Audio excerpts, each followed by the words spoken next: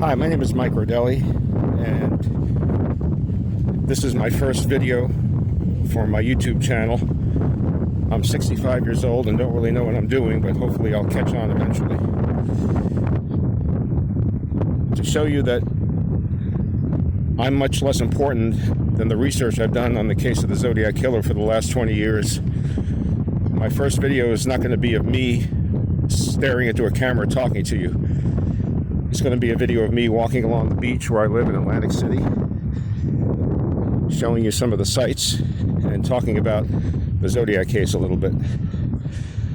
So the first thing we're going to see on our tour is the Ocean Casino, and that's one of the newer ones, and it's very close to where I live at the north end of the boardwalk. That is called the Atlantic Ocean. And it's a pretty nice day here. We're finally getting into some nice weather. So if any of you have followed the Zodiac case for the past 20 years, you may have heard of me, although I've sort of been a well-kept secret because the suspect I named in 1999 was able to keep me under his thumb pretty much, and I wasn't able to talk about him very much. So unlike other Zodiac researchers who have become celebrities of sorts, I've sort of stayed in the background. However, you may know my research.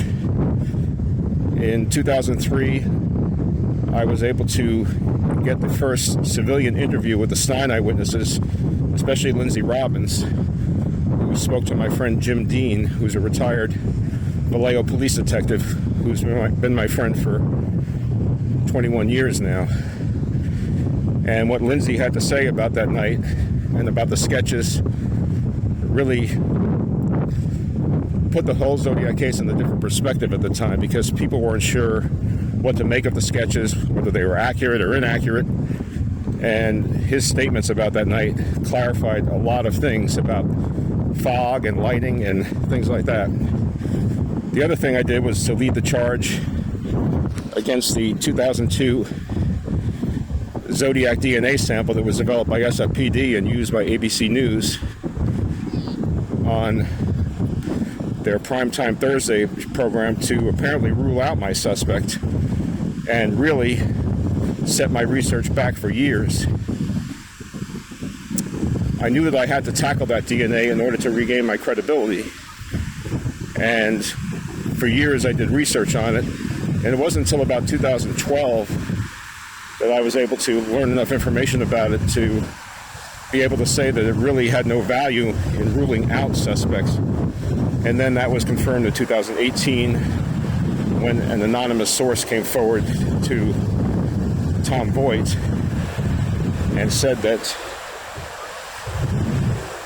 the DNA was from the front of a stamp instead of the back of a stamp. So it really couldn't exclude anybody because you don't know who touched the front of the stamp.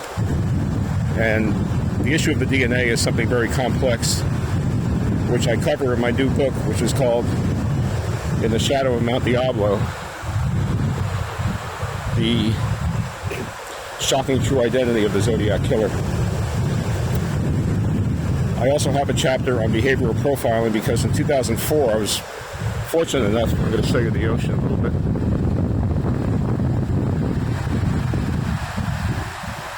One lone person out in the surf there. I was fortunate enough to be able to get hooked up with one of the pioneers in behavioral profiling, Richard Walter, who amazingly to me had never looked at the Zodiac case, and who analyzed the crime scenes, which is the way he does his profiling, and said that far from being a loser who was compensating for his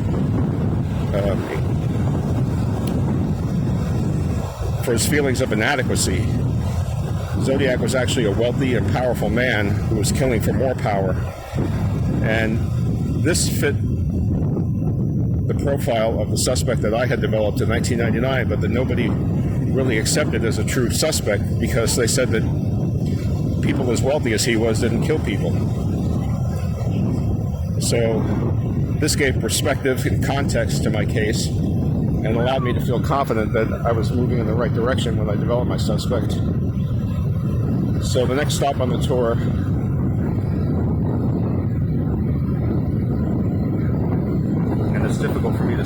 Air. But that's the Showboat Hotel. The Showboat used to be a hotel and casino, but they closed down the casino in, I think, 2014.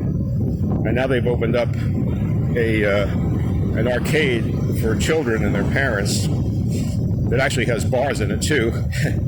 But it's called the Lucky Snake, and they're trying to compete for the arcade dollar as opposed to the casino dollar in these times.